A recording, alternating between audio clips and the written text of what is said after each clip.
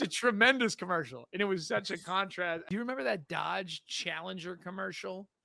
And it was the British soldiers in the Revolutionary War, like coming up a hill. And then you can hear an engine revving in the background. And you're like, what's happening here? And then George Washington comes flying down the hill in a Dodge Challenger. And everybody scatters. It's a tremendous commercial. And it was such a contrast. It was like, that's the funniest thing I've ever seen in my life. Yeah. And we weren't on the brink of fascism. So I thought, hey, that's just kind of funny. Yeah. And then now you're like, oh, it ends here. That's where this joke ends. It ends with invading allies' territories. It's called the Smokin' Hat Podcast. Who's going to win this battle of the lumberjacks? Controversy is just good. By no account is any of this true. International politics. Oh, but like, you have to be aware of the optics. You gotta be aware. And like, dude, I don't really wash my hands ever. We lost a significant amount of our deposit. Those who have perpetrated this hoax. History. The young Turks, probably the old Turks by now. Three coups a decade or something. But there's actually rules against me being involved in domestic politics. And anything else that grabs them. You guys know that Eric Adams is the mayor today? Currently, yeah. Donald J. Trump, he's got nothing to hide. They don't know what they're doing. You're like, oh, okay, that track's a little bit better. Okay, I gotta remember that. We sure hope you enjoy it. Yeah, what do we got? White Monster. We got the Good White Monster.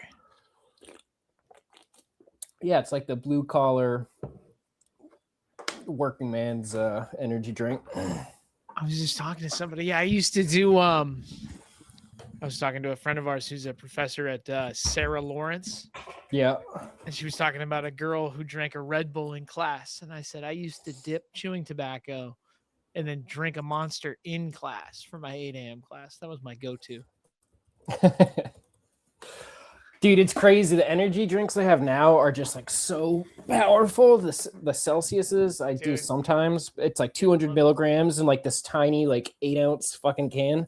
Yeah, you're like at Red least Bull rebranded with sparkling water. Yeah, and the ingredients are the same. It's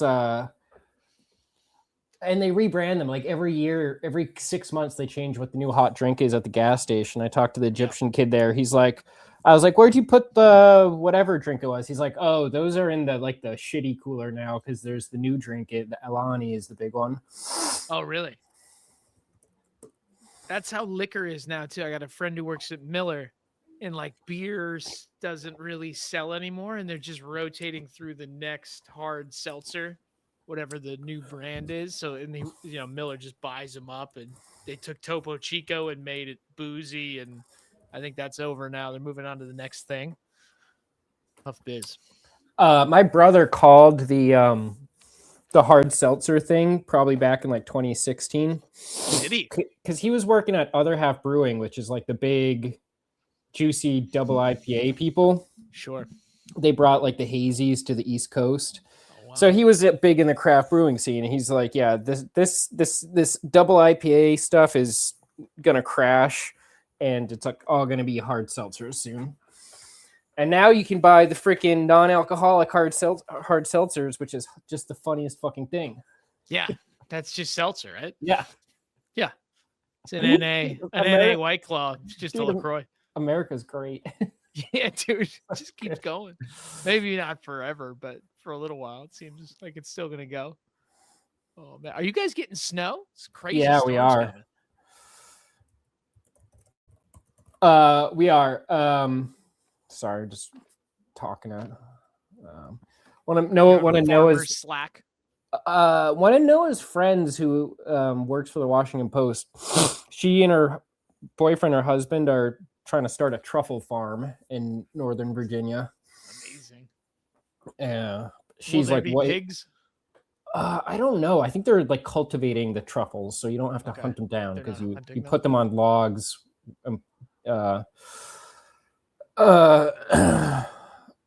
Where you want them, so then you just go and pick them. Damn. I feel like truffles had a moment, and it's not a judgment on their business plan, but I feel like I don't hear about truffle oil and all that stuff as much as you did like 8 years ago. Yeah. I don't really go out anymore, so maybe I just don't know.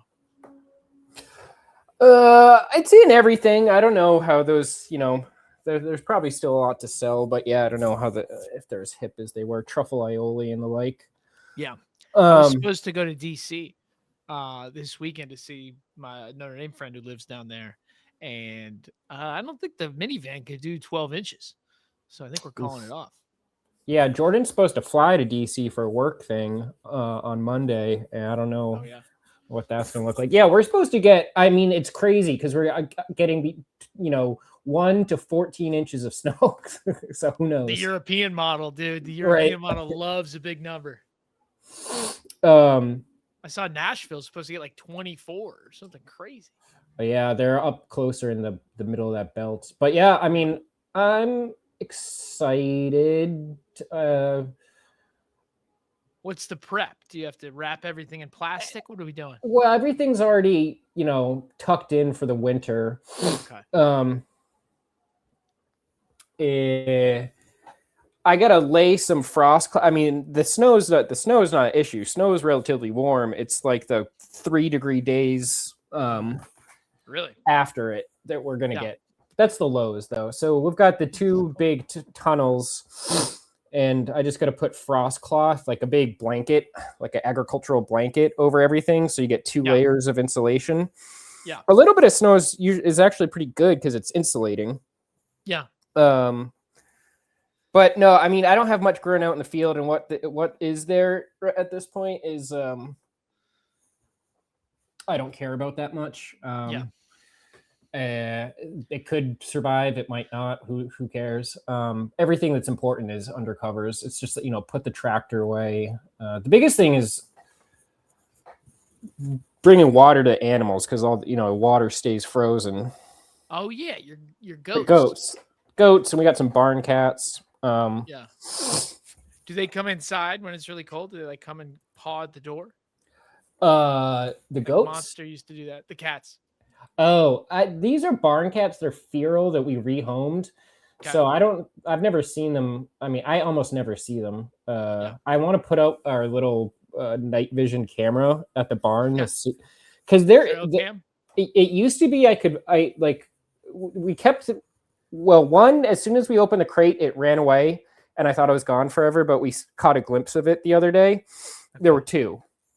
And the other cat, we kept in the crate and would just go and feed it every day for like 3 weeks, so it would like acclimate and not run away. Because when you rehome like feral barn cats, you got to kind of make them understand where their new home is. Otherwise, they'll just go into the woods and die or something. Right. Anyways, the first couple of days after we let that one out of the crate, I would like find him in these like cardboard boxes or like it was so good at hiding. Jordan would look for like 40, like be in the barn for 45 minutes and be like, yeah, I didn't see the cat. And then I'd be like, well, did you check this box? And be like, oh, there it is. There it is. Anyways, they don't know where our house is or where we are. They just know the barn. And okay. Wow. So Cats they should. Wild. Yeah. I mean, all animals are wild in that like humans are the weakest. Whoa. Like in terms of climate. Okay. Like you think about like flamingos. They can. I mean, everything can handle like colds better than we can, or heat better than we can. We like exist in this little sliver in the middle. Who's podcasting right now? Right. No cats, probably. Sorry about last week. I had 4 places to be, and I decided to be at none of them. You're good. It's a good I gotta choice. quit. I gotta quit my church leadership position because it's who else said that? St. Paul. Yeah. We went up to the Catskills this weekend, which is like you got snow on the ground, right? We did. Yeah, we hadn't. It's we gone. didn't have any until this weekend. No, it's here now because it's cold as shit. It's like 10 degrees outside right now. It's brutal. But we were up in the Catskills and they got like 8 inches while we were up there. But what was interesting, because there's like ski resorts up there and it's like the mountain area 2 hours north of New York. The morning of the big snow, our Airbnb was like right behind a fire station, it's an Airbnb. It was actually nice, but it was just a weird space for a house. They just threw it in there. This little town called Fleischmann's. And what would you guess it's named after? A deli. Oh, Do you remember the vodka, the cheap vodka? in Jordan or in America? No, in America. No, that's a region. All the cheap vodkas are super regional. Okay. Well, we had it in Wisconsin, but it was Really? the Fleischman family's winter, maybe summer. I don't know. It was their getaway. So it's a little town, totally dead Huh. now. There's like 4 stores in it. But the morning that they got the snow, at the fire station, a bunch of ski bros in a pickup truck like smashed into one of the cars somehow that was parked at the fire station. So like the road, it's all kind of open and like gravelly. And just there, we just came out in the morning. There was just a pickup truck smashed into another pickup truck in front of the fire station. Like, what happened here? And then a snowplow pickup truck, as we're leaving the town up onto the main road that goes to the Catskills, had fallen off the road and was burned out and was lost. It seemed like everybody was okay, but the truck had burned. And I'm like, guys, this isn't that much snow for a mountainous community. And I've seen 2 wrecks, both with 4-wheel drive pickup trucks, within an hour of waking up. The problem is probably not the snow, but the booze. I could be the booze, the meth, Yeah. because you go up there and it's like, oh, this is where Bob Dylan hung out. There's like the Bob Dylan Hotel and like Lee Von Helm and Woodstock, but that's mostly gone. Yeah. And now they were like anti-Mom Donnie stickers on pickup trucks and stuff. You're like, all right, got Cool. these hippies out of here. It's for the better. It's really funny. There's like peace signs, like metal fabricated peace signs. And then Yeah. there's like a no Mom Donnie pickup truck. Yeah. Got a lot going on up here. Yeah. They don't make ski resort movies the way they used to in the 80s. That would be interesting. What's the last Hot Tub Time Machine? Hot Tub Time Machine's good. Yeah, French fries, pizza. Dumb and Dumber, probably the best in class, right? Yeah, I think Always Sunny had a really good ski. Really, I never saw mountain. Yeah, they had a really good episode with one of those skiing down to save the mountain from the big company coming to buy it. My brother lives in Denver and has a condo at one of the resorts, which is called Copper Mountain, and he has come across an early Jim Carrey film called Copper Mountain, and it's like a ski resort comedy that he insists I need to watch. But there is a movie called Copper Mountain, and it stars Jim Carrey from like 1986 or something. Very early Carrey work, so I got to check that out. I feel like I used to see this at Blockbuster all the time. Right. And was never allowed to rent it. It was always a tough argument. And only one video game. Yeah. One video game. And if they're not, and it can't be rated R. Can't be rated R. I was mostly there for the video games. Like I would be like, yeah, let's get a movie. And then I'd be like, Star Fox or whatever. Yeah. So hope somebody had left a good save file on it so you could get levels. My buddy's giving me the expansion cartridge. Yeah. And then he's got the memory pack for the controller. You're like, no way. You remember those memory packs you would stuff in the back? Yeah. It was actually amazing technology when you think about it. You're like, how did any of that work? Yeah. The controller cord. Kids don't know, man. We didn't know how good we had it, man. That's what we're gonna learn tonight. We had a good run, everybody. You've been watching all the fun today? I hear about it when I overhear Jordan listening to the Daily as I come in and out, or like Marketplace or whatever. I love Marketplace. Bing, bing, bing, bing, bing.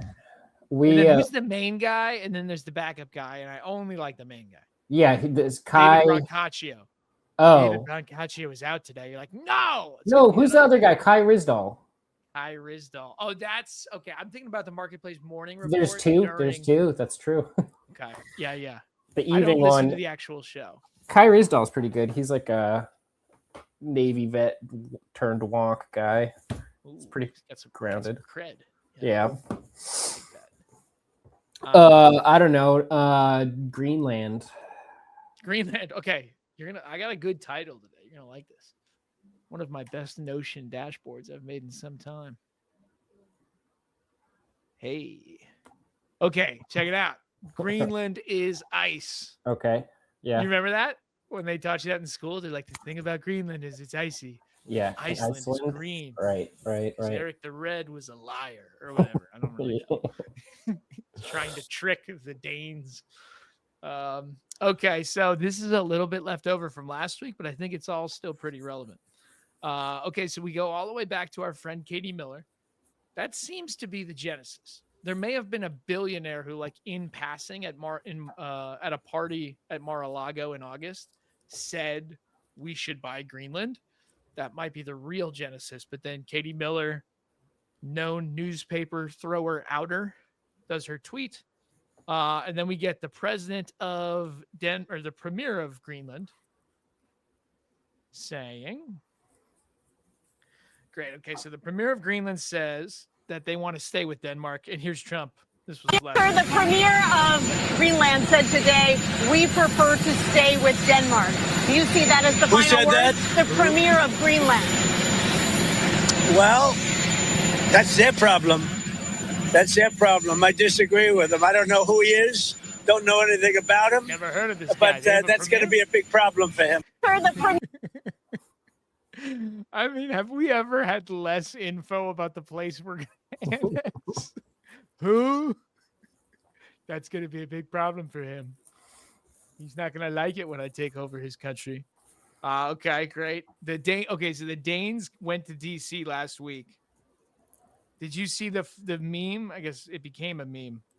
No, I haven't seen any of this. Okay. Okay, so the Danes went last week to try to talk it over. Yeah. And after the meeting, their cameras are on them, and they come out of wherever the State Department, their little gang, and they just all pull out cigarettes and just start standing in a circle, just like shaking their heads and ripping heaters. You can't hear it, but this is his leaving the meeting. There's a dialogue within the NATO front, and we want to step up, and hopefully that could also accommodate some of the president's concern. But it's not that I'm now, saying everything is solved. It's not solved. We didn't manage, but I honestly speaking, I believe that was doable. We didn't manage to change the American position. It's clear that the president has this wish of conquering over Greenland. We made it very, very clear that this is not in the interest of the kingdom. Okay, so it didn't go well. They were smoking heaters. And then we got it's telling that, like, no social media account from the right to dunk on Denmark has pulled the Hamlet line, something rotten in the state of Denmark. Ooh, that's a good call. Yeah, but that, that's not where you can't Halo. That's not Halo. So it's not. Well, I kind of feel like Bannon has probably read every Shakespeare. He's got that weird savant thing about him. And it'll be like, in chapter 9, it's very clear what you need to do if you want to deal with the Danes. They didn't have chapters. They were scenes and acts, Keenan. Acts. It's theater. I taught it twice. Not Hamlet, though. Yeah. I did Hamlet in AP English, but no, what did we teach? We taught Romeo and Juliet. Okay. Yeah, but we leaned heavily on the films. I was going to say. And the kids really like the Baz Luhrmann. They do. What can you say? Okay, then Trump was making fun of Denmark in the way they protect them. Things such as that not going to happen. We're not, I can't rely on Denmark being able to fend themselves off. They were talking about they put an extra dog, and they were serious about this. They put an extra dog sled there last month. They added a second dog sled. That's not going to do the trick. Denmark fought along. A second dog sled is not going to do the trick, says Donnie. Okay, so this sets the scene. This is mostly from last week. People. Okay, I have some things on Iran, but I think we've kind of moved past Iran. Okay, a fun thing with the Venezuela. We'll get back to Greenland because everything else is Greenland.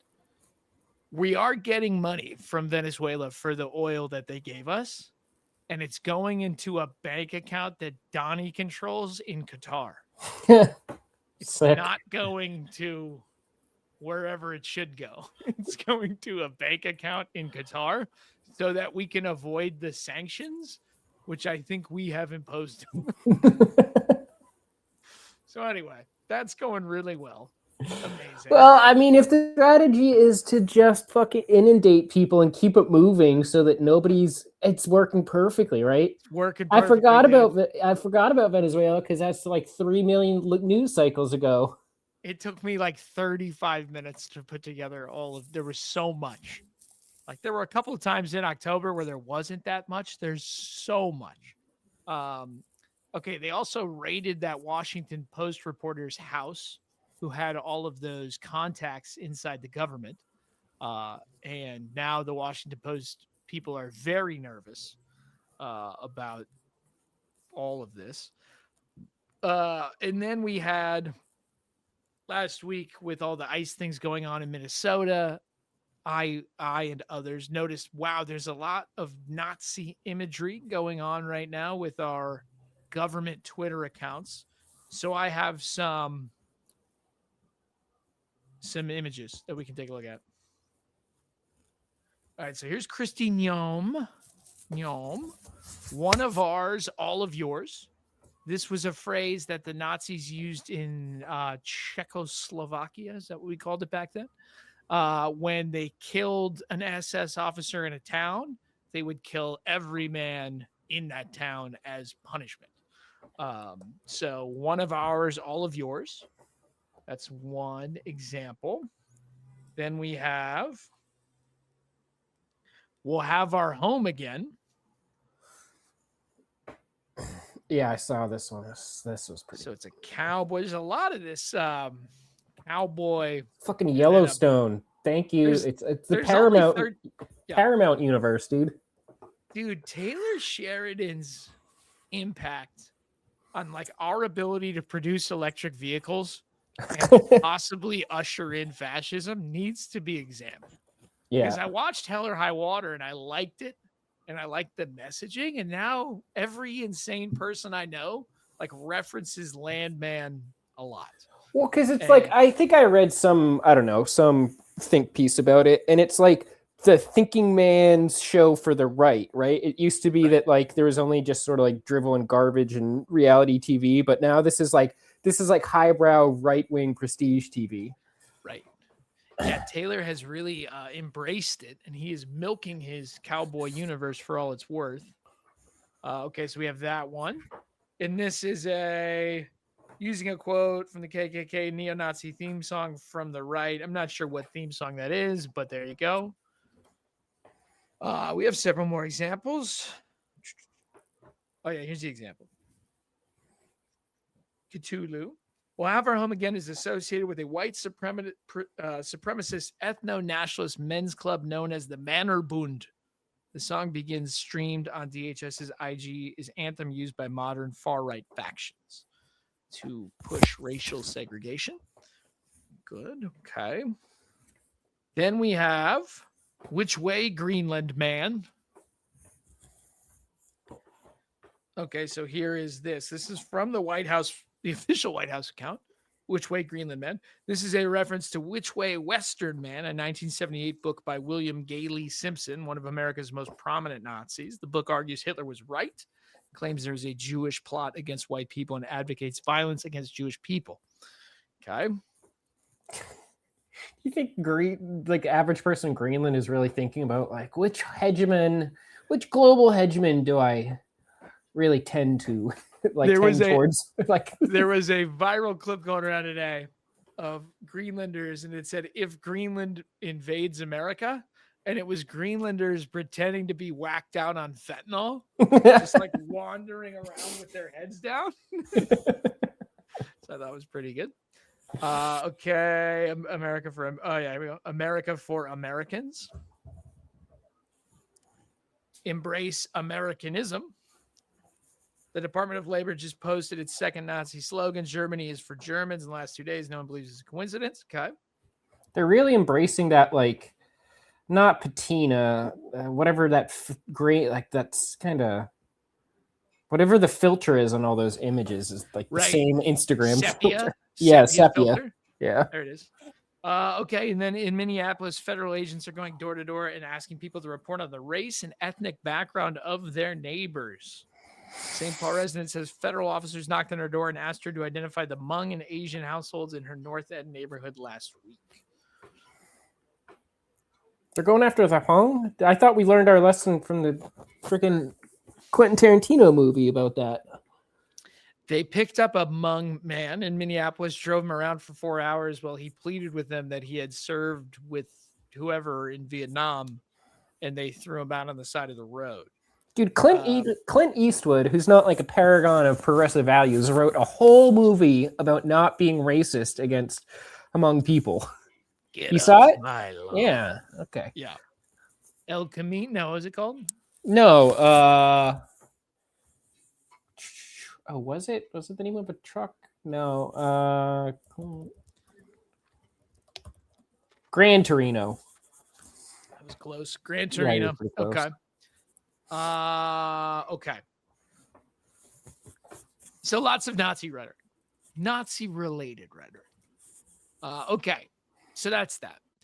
They were arguing last week about the testosterone levels of Trump. Pete Hegseth said we're no longer hosting a peacetime science fair. They banned 75 countries from long-term visas. Oh, wow. They've deleted the account. But anyway, 75 countries, including Jordan. These are not tourist visas. This is a pause on a different category of visas. But 75 countries, mostly in Africa, but Jordan got clipped and is on that list. And then there was a whole thing about the milk lobby. Oh, okay, this is fun. Mar-a-Lago, there was a party maybe 10 days ago now, and here's what was going on. The way you look tonight.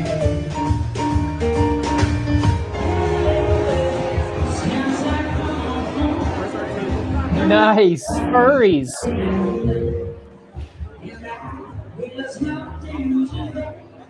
Like a lot of them. No way.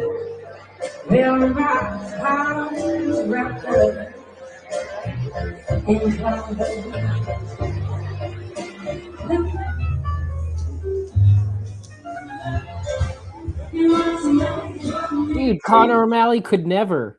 Like, never.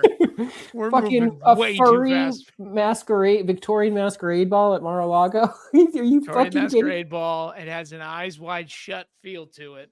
Oh, dude. That's perfect. It reminded me of this. One of my all-time favorite scenes to pause for people in the film. The Shining. Yeah. What was going on in here? You know, what's Yeah. the deal? Just it's on the screen for like 1 second. You're like, what was that? So anyway, we have an eyes wide shut situation happening at Mar-a-Lago. The milk lobby. Oh, and then that cool guy in Detroit called Trump a pedophile protector, and then Trump flipped him off and yelled F you. That was fun. Not triggered at all. Not triggered at all. Not triggered at all. I can't hear anything. It was good to see the mask slip there. And he just went into old New York style. Big old FU. Okay, so now we're up to date. Now we're at this week. So Well, yeah, I forgot it. There's a whole milk thing, right? Drink. Yeah. So all that was over the milk. When he's sitting at the desk, the milk lobby was there. They want all of us to drink whole milk. I love whole milk. I don't think it needs to be a national project, though. But the milk lobby was there, and then Trump was describing all the ways that you can use milk. Or to getting it all the time. Sometimes I open a refrigerator and I say milk with rice and milk with water and milk with everything, and I say, what kind of milk is it? That's what I like right there. That's great. Thank you very much. He just can't. He's just like riffing, man. It's like water. Dementia tests. Like, what are things in your fridge, dude? It's like, well, milk, water, Milk rice. with rice, milk with water. Incredible. He's pandering to the milk lobby. Well, but now I got a thing. There is the milk lobby. There's the dairy producers, but I wonder if they're split between like the how they fall along lines of like pro and anti-pasteurization, right? Because a lot of the Maha people are against pasteurized milk, But I'm sure there's probably a lot of milk money that's quite happy with regulations. This That is what I keeps heard. People out. That's what I heard. I heard RFK wanted this to be a raw milk summit. Yeah. And that the lobby came in and said, absolutely not. Yeah. And RFK got bulldozed and it turned into a whole milk summit, which is that makes beautiful perfect sense. Yeah. I remember that episode from The West Wing. It's Aaron Sorkin was cooking on that one. Shout out to them. And then, okay, I think this is the milk lobby. Let's see. I don't even remember what I got. Essential for bone development and for teeth. But as a neurosurgeon, the thing I really like is... Wait, is that the Ben Carson? Ben Carson. No, he's dead, dude. Oh, it's not. Okay. My bad. That's on me. That's not Ben Carson. No, wait. I thought Ben Carson died. Yeah, I think you're right. I think you're No, correct. I guess he's alive. Really? It sounds like Ben Carson. He's not dead. He's just not. He just. He's not the president. Which we thought he might. Why did I think he was dead? That's like Herman Cain died. Oh, brother, there I go. Libya. That one's on. That one's on me. Libya. 7-year-old septuagenarian black man and Trump affiliations, kind of all. Brother. The brain, you know, the brain starts to develop right after conception and adds millions of neurons every single day. Continues to do that right up until the mid to late 20s. Now, it's important what that brain is getting during the development. Is it getting soda? Look at Donnie. Or is it trying getting to listen. milk? So milk would help your cognitive ability. Absolutely. You can tell who's been Take a drinking cognitive test. I've taken a lot of them. I've aced every one of them because I drink milk. It's good for it, and it shows. Okay. There you go. Because I drink milk. He just has that energy of the kid who didn't do the reading, but is going to talk a lot in class. Yeah. That's great.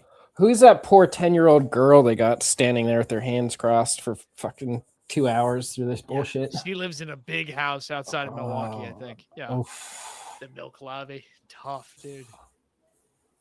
Okay.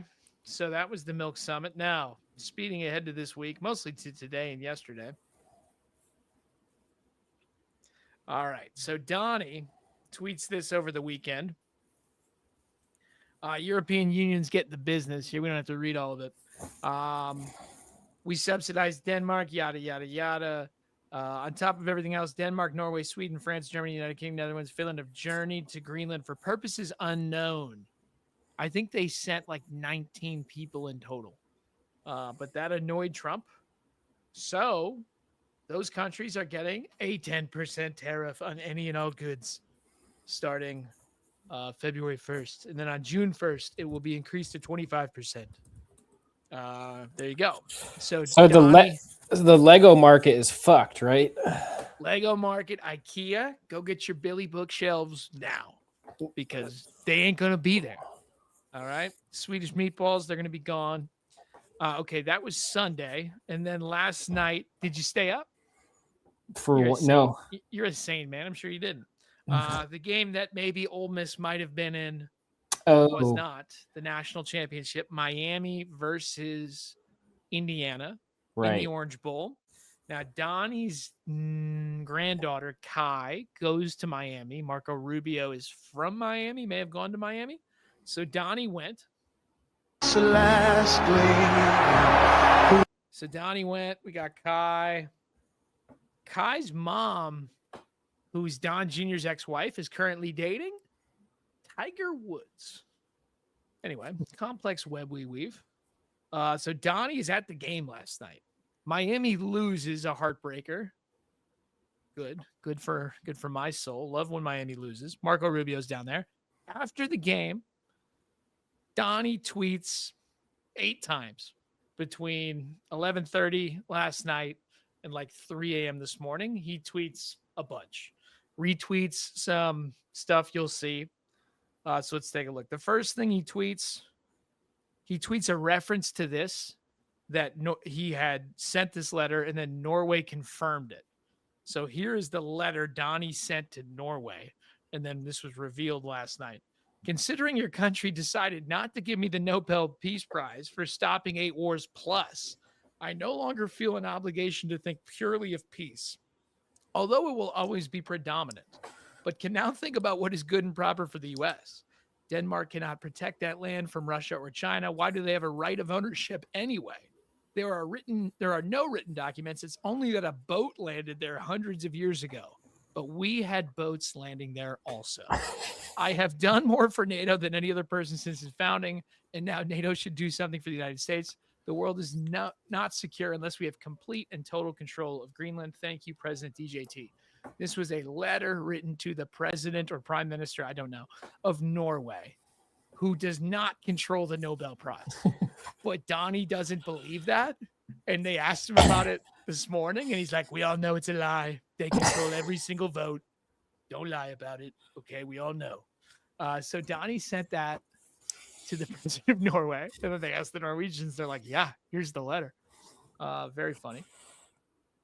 Okay, so Donnie's cooking last night. Okay, so now there's this Davos deal. You know Davos? Yeah, the summit. Yeah, isn't the summit's there? Newsom's going there to Newsom's running stir it around. up. He said, I don't know if I have that clip. He told everyone to get off their knees. I should have brought knee pads for everyone who's on their knees. So Gavin's muscling up. He stole that line from Andre 3000 and Miss Jackson. Really? Pray so much about it. I need knee pads. Anyways. Oh, okay, I thought get off your knees. That's usually a dirtier joke than you need knee pads. Yeah, he was punching low there. Right. Get off your knees, ref. You're blowing the game. I've heard that. Oh. Yeah. So harsh. But anyway, okay, so everything's going bad. Mark Carney went to China. So many things are happening. Cut a huge trade deal with China. He's going to let all their electric vehicles into China or into Canada. And now Canadians can go to China with no visa requirement. Oh, they hell can just yeah. show up. Dude. So Canada and China, like this was last week, it's over. They're done with us. They're going to be pals with China. Party's over. Good for them. I know. And then Carney got up and dude, IR theory banger here. All right. Carney was like, dude, we're going to do IR 101. Bandwagoning? Dude, middle powers. Middle powers came up like 4 times today. I was like, middle powers? Nobody says that. Everybody was saying it today. That the strongest would. There we go. We knew the story of the international rules-based order was partially false. That the strongest would exempt themselves when convenient. That trade rules were enforced asymmetrically. And we knew that international law applied with varying rigor depending on the identity of the accused or the victim. This fiction was useful. And American hegemony in particular helped provide public goods, open sea lanes, a stable financial system, collective security, and support for frameworks for resolving disputes. So we placed the sign in the window. We participated in the rituals. And we largely avoided calling out the gaps between rhetoric and reality. This bargain no longer works. Let me be direct. We are in the midst of a rupture, not a transition. Over the past 2 decades, a series of crises in finance, health, energy, and geopolitics have laid bare the risks of extreme global integration. But more recently, great powers have begun using economic integration as weapons. Tariffs as leverage, financial infrastructure as coercion, supply chains as vulnerabilities to be exploited. You cannot live within the lie of mutual benefit through integration when integration becomes the source of your subordination. Yep. Cool. Yeah, I think you got it.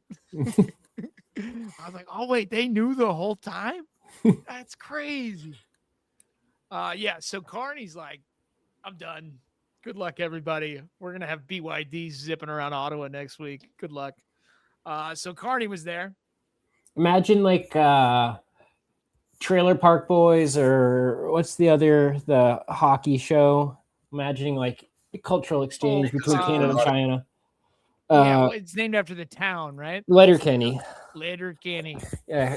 Hosers. Letterkenny's. They got some Pinyin translators on Letterkenny. I watched like 3 episodes of Letterkenny one time. It's really funny. It's pretty good, but it's one trick pony. My brother-in-law is a hockey player, and he's like, dude, this is great. And it was pretty funny, but it's a lot of hockey stuff. Yeah. Okay, here we go. Middle powers. Carney's been doing his reading. Argue the middle powers must act together because if we're not at the table, we're on the menu. Oh, that's right. A good professor. He likes that line too. No, great powers can afford. He was on the Mark, phone with the professor at McGill, and he was like, "If you're not, you're going to be on the menu." It's like, oh, let me write that down. That's good. They said he wrote this himself. They were like, "It's very rare that a foreign leader actually writes the speech." And he wrote this one. I was like, he was cooking. But alone, they have the market size, the military capacity, and the leverage to dictate terms. Middle powers do not. That's correct. But when we only negotiate bilaterally with a hegemon, we negotiate from weakness. We accept what's offered. We compete with each other to be the most accommodating. This is not sovereignty. It's the performance of sovereignty while accepting subordination. In a world of great power rivalry, the countries in between have a choice: compete with each other for favor, or to combine to create a third path with impact. We shouldn't allow the rise of hard power to blind us to the fact that the power of legitimacy, integrity, and rules will remain strong if we choose to wield them together. Okay, so the middle powers are bandwagoning. He should have dropped like the never forget why we started, the Xi Jinping slogan or something at the end there. Oh, yeah. No, I was thinking of Hobbesy and Leviathan. I thought we were going to get there, but pretty good from Carney. Revenge of International Affairs. Okay, and now the EU also interested in balancing. And right after Davos, the next weekend, I will travel to India.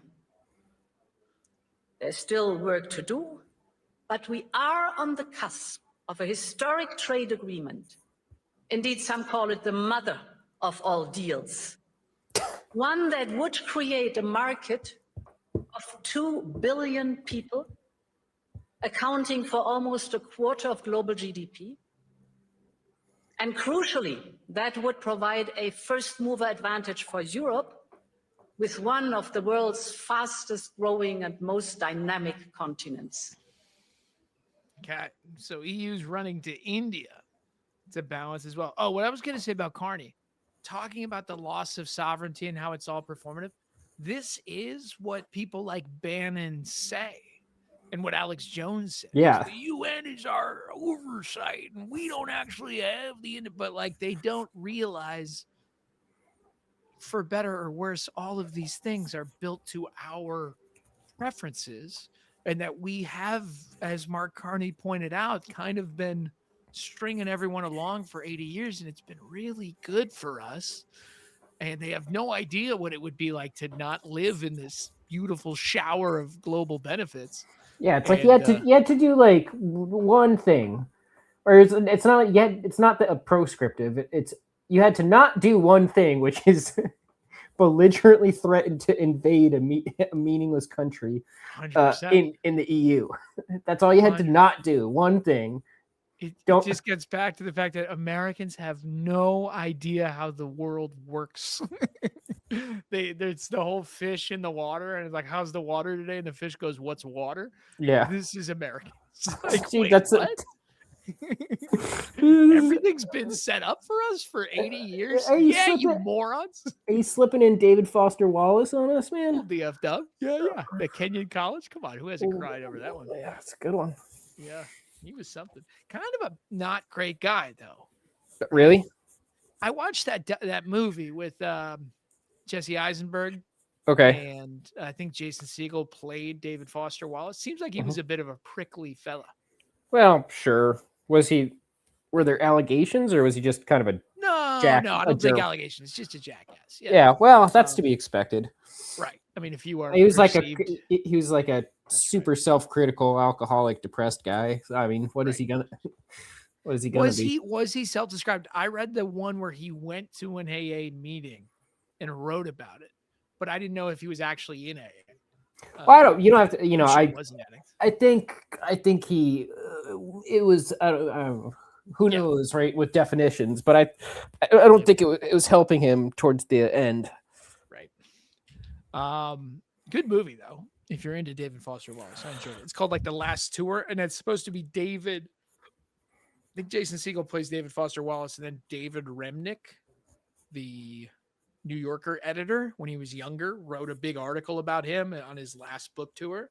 And it follows them going around the country together, I think. And that's where you see sort of all the facets of him. Okay, so we're doing middle power. We're doing balancing. Okay, you're going to love this. Did you see Macron today? No. Okay, Macron came to Davos. The cookies? He wore aviators the whole time. Is he mocking Pete Hegseth? I don't know. It went really uncommented upon. Everyone's like, well, there he is. And I'm like, he's wearing blue aviators inside. He gave this whole speech with blue aviators on. But anyway, let's take a listen. But we do prefer respect to bullies. We do prefer science to plotism. And we do prefer rule of law to brutality. We have a place where rule of law and predictability is still the rule of the game. And my guess is that it is largely underpriced by the market. Having a place like Europe, which sometimes is too slow, for sure, and needs to be reformed, for sure, but which is predictable, loyal, and where you know that the rule of the game is just the rule of law, it's a good place.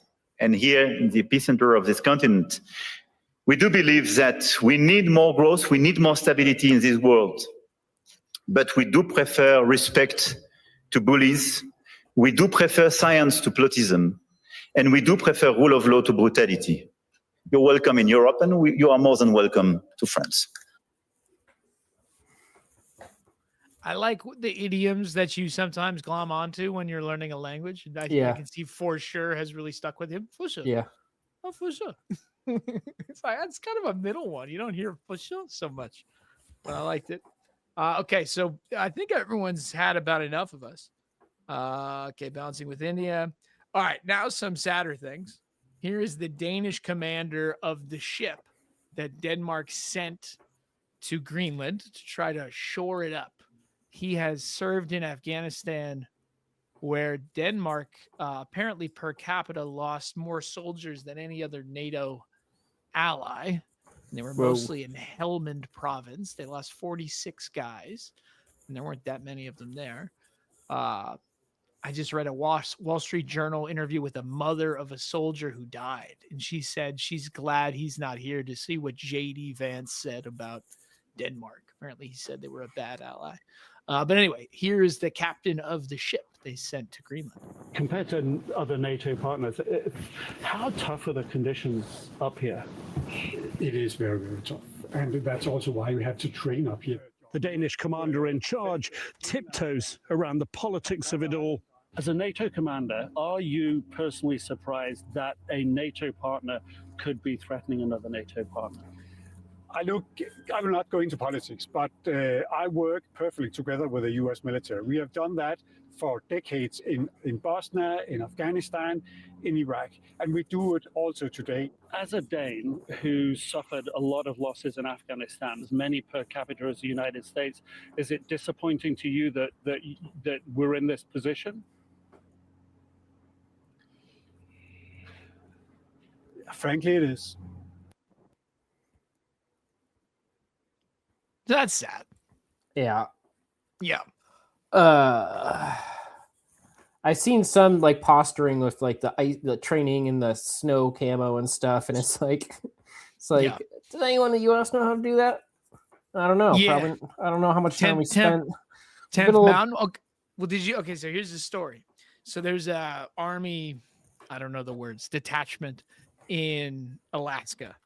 They have been moved to Minnesota in reported preparation for insurrection act in Minneapolis, which is a crazy thing. But the real next step that the little crazy people on Twitter are saying is that this is the group that would invade Greenland because there are snow warriors, and we want to stage them closer so that we can get them to Greenland faster than if they were still in Alaska. Are they going to set up little Greenland villages where they pretend to be natives and doing counterinsurgency Don't operations? we already have like 7 bases in Greenland? Oh, I don't know. Do we? Yeah, we do. Yeah. Oh, So shit. they just sent. This is why the Danes are just baffled. They have there's an agreement.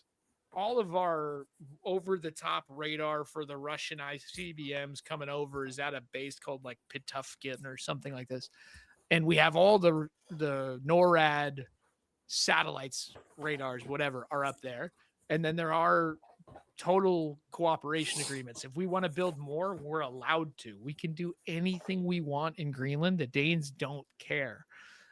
So I think this is where they're just like, we have no idea what we could do to placate you, which is probably correct. He probably couldn't do anything to placate Trump. Now here is the Danish MP saying they will defend Greenland today. Jarlov, a conservative member of Denmark's parliament and chair of its defense committee. Rasmus, good to be talking to you again. Good to be talking to you, Jim. It's the middle of the night here, but it's very important for us to talk to an American audience because this madness mustn't escalate any further than it already has.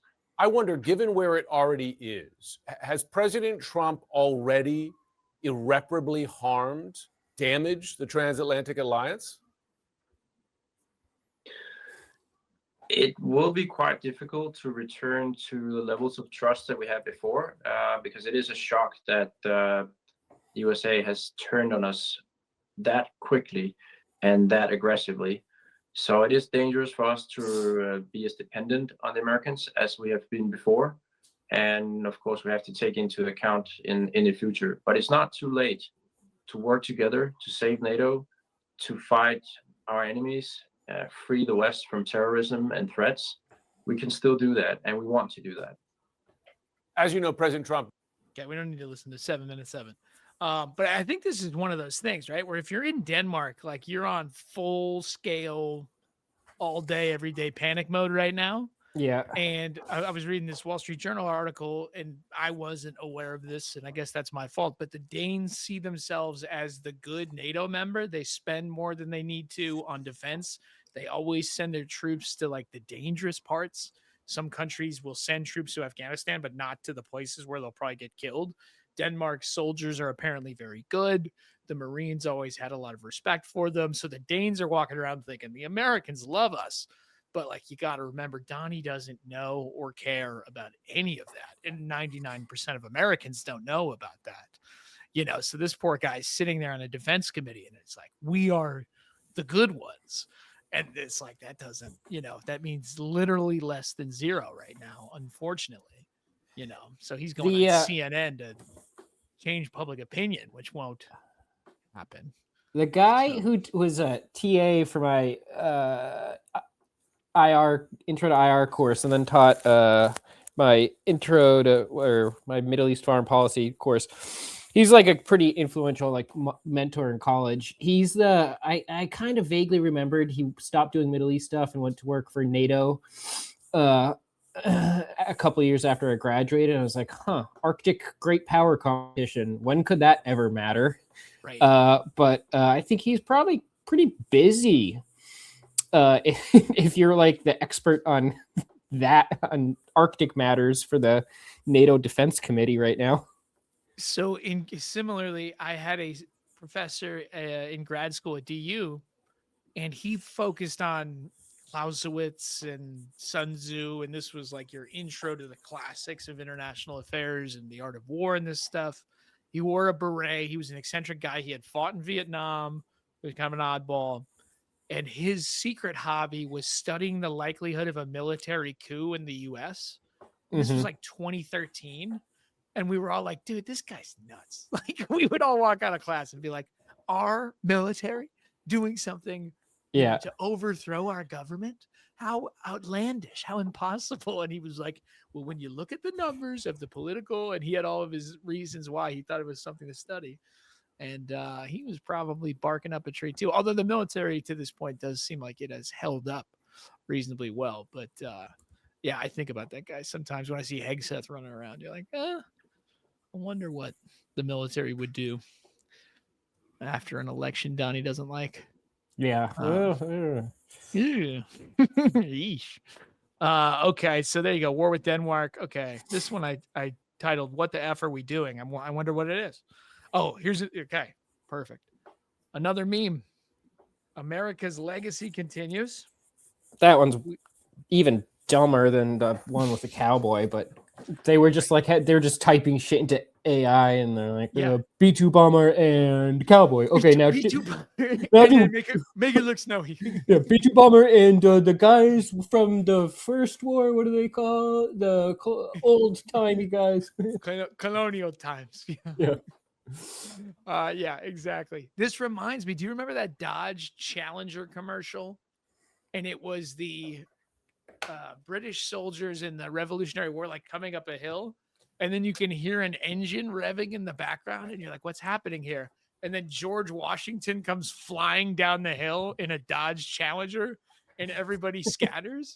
It's a tremendous commercial, and it was such a contrast. It was like, that's the funniest thing I've ever seen in my life. Yeah, and we weren't on the brink of fascism, so I thought, hey, that's just kind of funny. Yeah, and then now you're like, oh, it ends here. That's where this joke ends. It ends with invading allies' territories. Okay, great.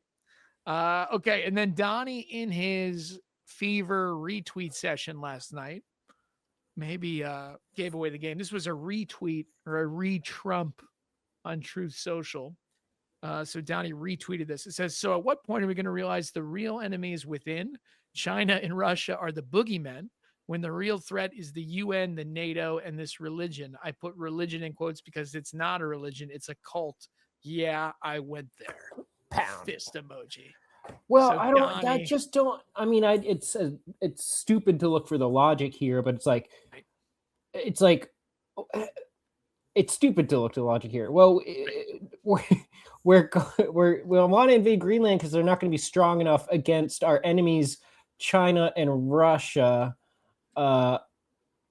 But they're not strong enough. Again, NATO's not doing a good enough job. NATO's the problem to not like none of this. I'm not. Doesn't make any sense.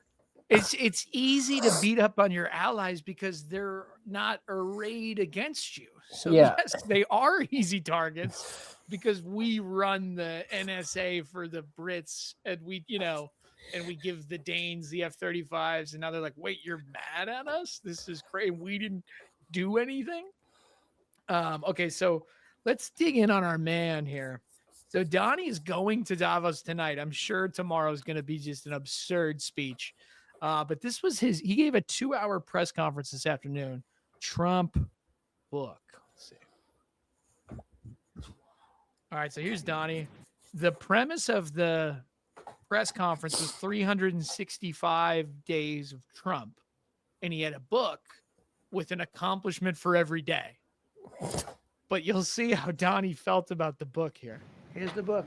These are all things we have. I'm going to read a few of the samples, but look at this. These are all, each line is something. I'm going to read a few of the samples. Nobody did that before. And it's big stuff, too. Look, we have the hottest country in the world.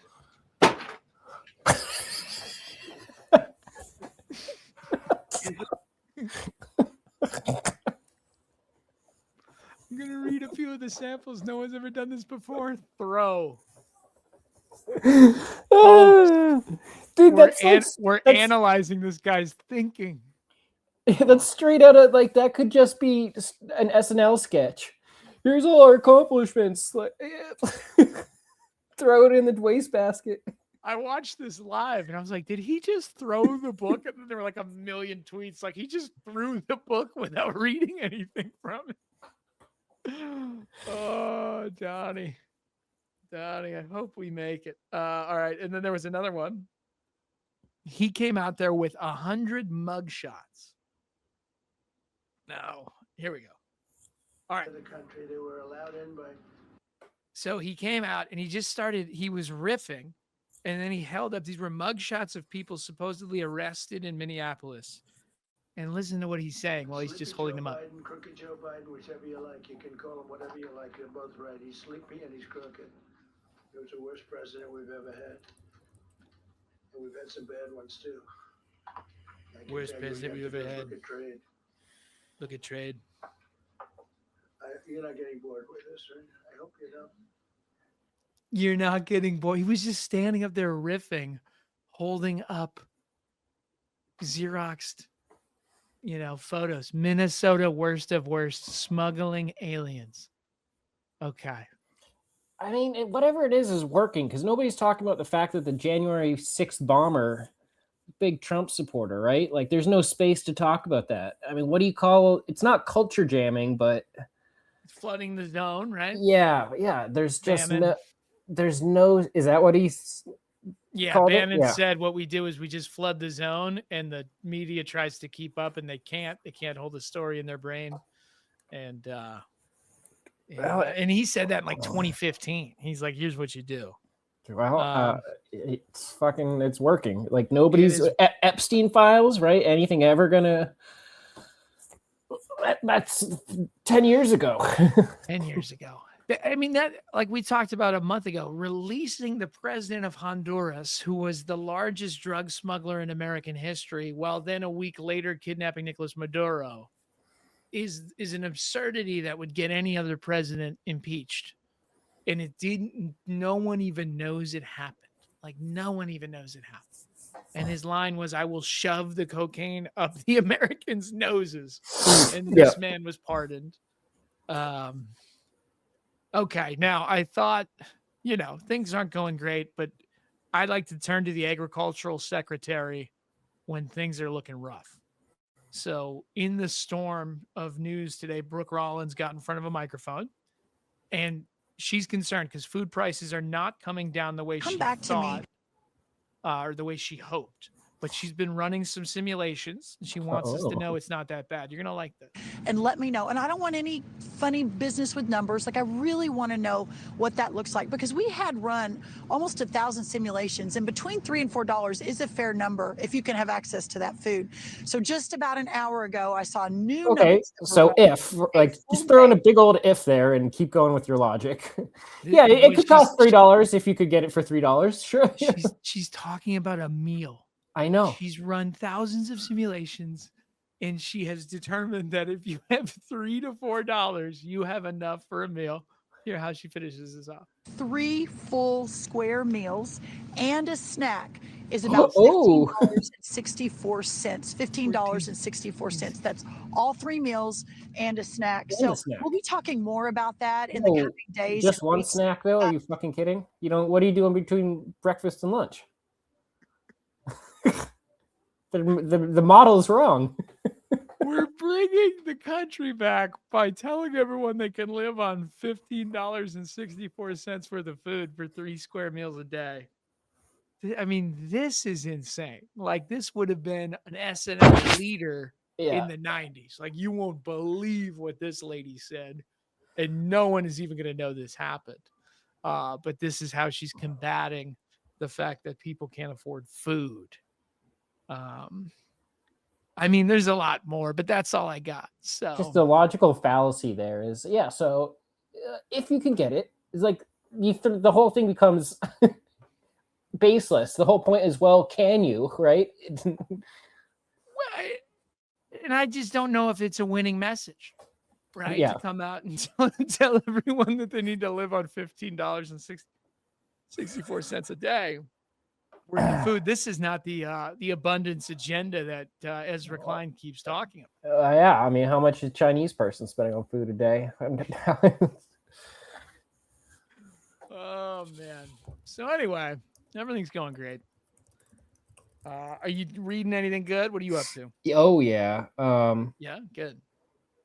Okay, hold on though. Chinese citizens' daily food spending vary significantly. but generally ranges from inexpensive meals around $3 to a meal to $7 at local eateries to much higher costs, but with estimates suggesting budgets of 100 to 200 yen or more per day, which is 14 to 28 US dollars. So we're living on the low end of the Chinese spectrum. yeah, This is the American greatness we were promised. I can see why we're worried. My goodness. So that's anyway. even what Reddit Shanghai comes up with, 100 to 150 yen a day. Oh, that's actually more than I would have guessed. I would have imagined it would have been half that. Wouldn't I have have yet. not Well, updated my because you thinking thought on China, yeah. Well, yeah. What am I? So I just read this.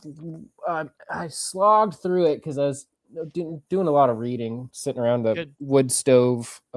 Just Sounds awesome. not a ton to do. Yeah, we've burned through 2 cords of wood, and I've got to get another. Either pick up or get another delivered before we get this snowstorm. Yeah. Yeah, Or wood else you're gonna have stoves to are take great. down all those trees that your goats love. No, you can't burn green wood in a wood stove because it doesn't get hot enough to work properly. Oh, You really? got to season it. Yeah. Okay, so in the place in the Catskills, they had a bunch of firewood. And it said, "This is seasoning for next year. Do not use." And I didn't know what that was. Yeah. So I wonder where the word seasoning comes from, but in this context, it literally means adding a season because it's green wood. It's not going to burn very hot. It's going to be smoky. So you burn you cut down the wood, you split it, and you have it sitting there for a year basically, so it can dry out because you want the moisture content be under 20% for most purposes. But I mean, you can kind of put whatever in a fireplace, but if you're really burning it for heat, then it needs to not be fighting through the moisture. I've burned wet wood before, and it hisses, and it doesn't burn very well, and you can see the bubbling water on the surface. Yeah, it's not good for your chimney, and it's not going to engage the secondary burn on the stove. Okay. So you gotta have dry stuff. Okay. Anyways, read this long book, 1998 historical fiction about John Brown, told from the point of view of his son, called Cloud Splitter.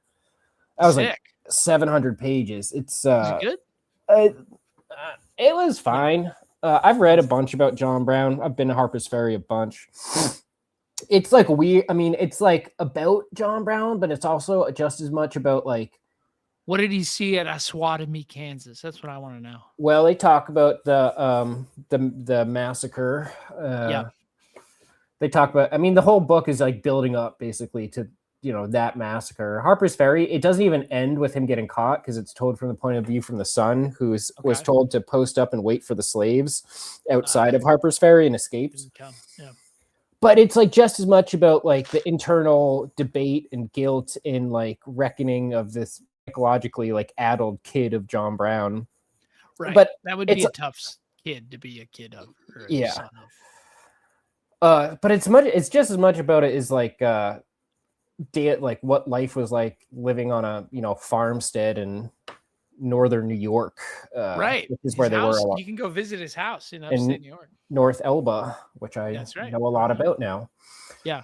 So it's a lot about like, I don't know. It's kind of, it's like Moby Dick or one of those books where there's like a lot about like day-to-day stuff about like running a tannery, and like he was a big wool trader.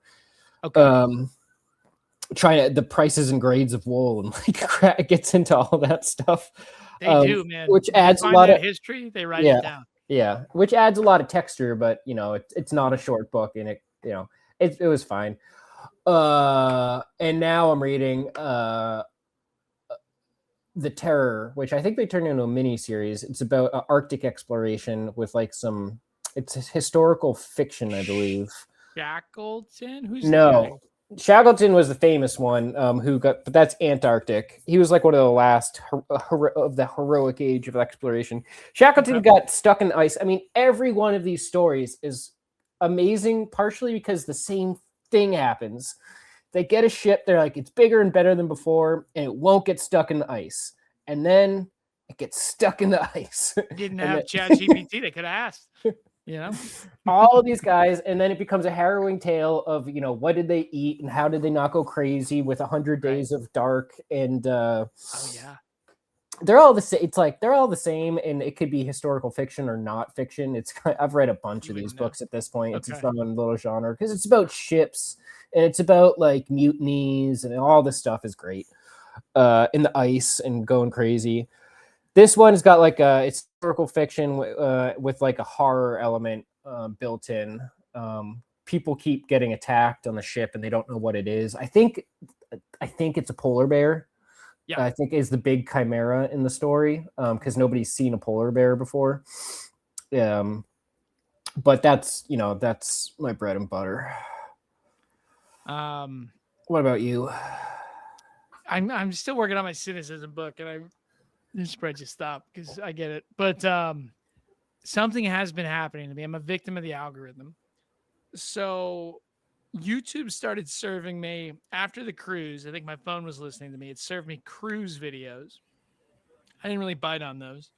Then I got air traffic control mishap videos. Oh, whole subgenre.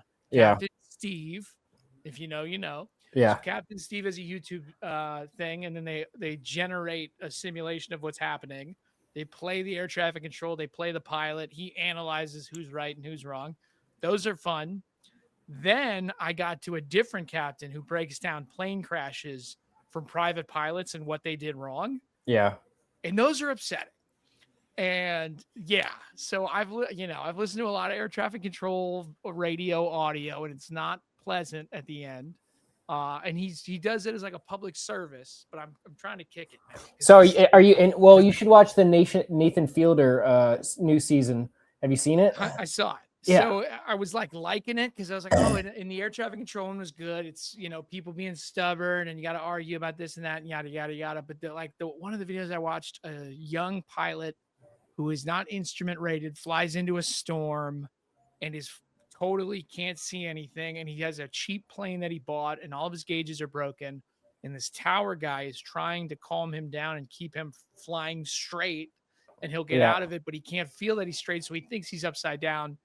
If you don't know what you're doing, don't fly into a storm. It's a really bad move because you get disoriented like immediately, and then your body starts acting weird because it thinks you're upside down because it can't see anything. So you lose like your sensory stuff. Yeah. Ooh. Anyway, heavy, very heavy, but very fascinating. That's how JFK Jr. died. I think that's right. Lost the horizon. I know that's how he died because my mom drugged me and my brother out to the memorial at the JFK museum in South Boston that day. Dude, mothers love that guy. My mom was upset for a week. Yeah. He was on the cover of Vanity Fair, I think. And well, yeah, especially with like Catholic families, like the tragedy of the Kennedy clan is just like John. Yeah. Yeah. No, my mother there was a thing, and I didn't know who that was. I didn't know. We were 8, right? We were maybe 10. Right. It was like before 9/11, and it was when you think back to the news that we used to care about. Yeah, things could dominate the. Bill Simmons is having like a renaissance, and he did a bit last week about who could commit murder and run away in a Ford Bronco, and every channel would cut away to show it. Yeah. And they said, who has that kind of power left in sports? Yeah. And they debated it for like 10 minutes. And they decided that Peyton Manning, if he killed a family member and ran away in a Ford Bronco, then the news would cut to that video. But he might be the only one. It's very funny. Yeah, and that's iffy. Yeah, that's iffy. So anyway, I gotta kick my algo on that because I'm trying to really not just listen to the news, because when I'm in the shop, it's just on in the background while I'm walking around, and I try to do music, but it's it's a long day, and sometimes I want information, but I was like, all right, give me these air traffic control. I kind of I got my private pilot's license one time on Flight Simulator. I flew 40 hours. I passed the tests. Like I do think in the back of my mind I could land a small aircraft if I had to. Yeah. So I was like, oh, I'm very intrigued by all this. And then it got like really heavy. And it's like, this dad got in over his head and it ended badly. And let me show you why. And I'm like, okay, I thought if I was a pilot, this would be relevant, but it's pretty heavy. So anyway. What do you think per capita is more dangerous. Motorcycles are private pilots. Let's I ask. think about Let's that ask all the AI. time. People want to fly on private jets, and I'm just like, your likelihood has to be so much higher than a commercial jet. I'm sure it's not high, but like, what Statistically, crashes? motorcycles are more dangerous than private piloting on a per mile basis. Okay. But general aviation has a higher fatality rate per hour, making the comparison complex. All right, so it's like it's a squishy answer. Yeah, per mile versus per hour. Interesting. Yeah, motorcycles are tough, man. Yeah. Yep. Because you don't walk. It's like a 20. The thing is, that's fender that. bender. Yeah, that's also you versus other people versus you versus yourself. Right. Nobody else is gonna. You're not gonna get hit by somebody else in a. Yeah. What do they call them? A Cessna, exactly. A little Cessna. Nothing's hitting you. There's a delightful channel called Fly With Me, and it's like a 32-year-old kid who has a little Cessna, and he flies it everywhere, and those are very fun. And he flew into LaGuardia one time just to see if he could do it, because like they have to deal with you if you fly into the airspace. Like you're here, and if you follow my instructions, you can land. If you're bad in New York, they'll tell you to leave and go to a different airport. Yeah. But he like pulls it off, and then like the Delta behind him was like, "Nice landing, Cessna," and you're like, "Yeah, that's great, way to go." Yeah, that's cute. Yeah, it was lovely. And he gets out. He's like, "I did it!" And you pay like $200, and then you get back in line and you fly away. I'm like, "Oh, that's kind of cool." Yeah. But like they're talking real fast, and like the planes behind him like see him, and they're like, "Is that a Cessna? Are we gonna get there in time?" And the the tower's like, "He's good. Everything's good." And he pulled it off. It was lovely. So anyway, it's like sailing. You're like, "Oh, that would be really fun." Right. But the barrier to get there is pretty high, and then the risk is like, I would need a lot of hours to feel like, to feel confident up there. So anyway, I don't think I'm becoming a pilot anytime soon. Yeah, that's why they have YouTube. Yep, exactly. So anyway, all right, dude. Anything else?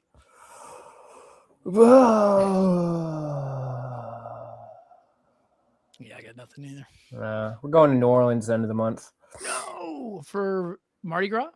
No, I mean it'll be early Mardi Gras season there, but just because it's January and Jordan's never been, and my friend Noah in Chicago and his friend who's a Washington Post reporter starting a mushroom farm, she also is getting her pilot's license. Really? Do they have kids? No. Okay, so that's the other thing. It's like if I do this dumb stuff, I feel increasingly like I can't do that. Yeah. Yeah. But we're meeting up down there for a couple of days. Where are you staying?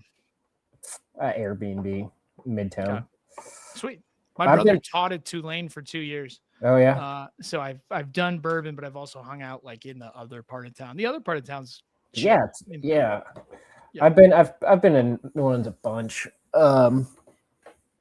My college friends, a bunch of in my high school, my hometown friends, a bunch of them for some reason, like there's these funny push-pull things that happen with college, but most of my friends from high school either went to Vermont or New Orleans. That's crazy. And Vermont makes sense. Yeah, I don't know. One kid goes to Tulane and like says it's cool, and kids are into jazz music, and then the next year a bunch of other kids go, and all of a sudden there's like it's like how immigration works or something. I think our generation for college, if you had a certain ACT score, they had, because nobody was going to Tulane after Katrina.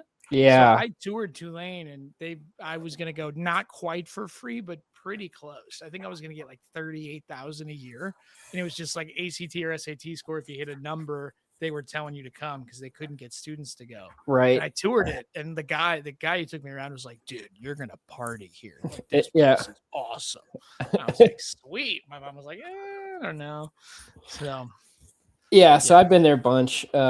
It's cool. It's flat. You can bike around. It's funky. Yeah. Lots of history. Lots of everything. Yeah. So that's it's it. a good town. And Cool. then the farm season starts. Yeah. When does farm season start? February? Valentine's Day, tulips. Sweet. Good. And then we get a little bit of a break, and then it's strawberries and spring flowers, and we're off to the races. Hell yeah. So you got a couple more weeks of kind of chilling, getting your screwing head together? around. Yeah. Good. That's great. I got the new room is essentially finished. So Cool. now I need to use Gonna it. work on your Smoking Hat Junior. Smoking Hat Junior, and we got kits lined up. I saw that. I was checking out the website. Oh, good. Yeah. So that's all going to get refined, what you're seeing on the website. But yeah, I have bills of materials and I have everything I need. I need to order a box, but that's an easy thing. And then we just need to make them. So yeah, so I theoretically have a plan and like a model. We'll see how everything goes. But I got Dan starting on the journal here February 1st. Cool. And then yeah, but Can you force him to do the podcast if you're paying him? Yes. I'm trying. And believe me, when I talk to him on the phone, I'm like, Dan, this is way funnier than like, anything I can come up with. But yeah, we'll get him. So he's busy. He's applying to law school, it sounds like. So yeah, he's not sure yet, but he's gonna put it out there and see what he gets. I think he did all right on that thing. So but yeah, he's down at least through the end of the summer. So All if we right. can get it up and running, and then we'll figure it out from there. So yeah, dude. Sick. Sweet. All right. Well, All I'll right, see you dude. next time. See you next time. I hope Trump kills it tomorrow, Oh, can't wait. He's gonna crush it, bro. All right. See you, James. Thank you very much. Thank you very much. You don't want to leave. We'll see you all next time on the Smoke and Hat Podcast.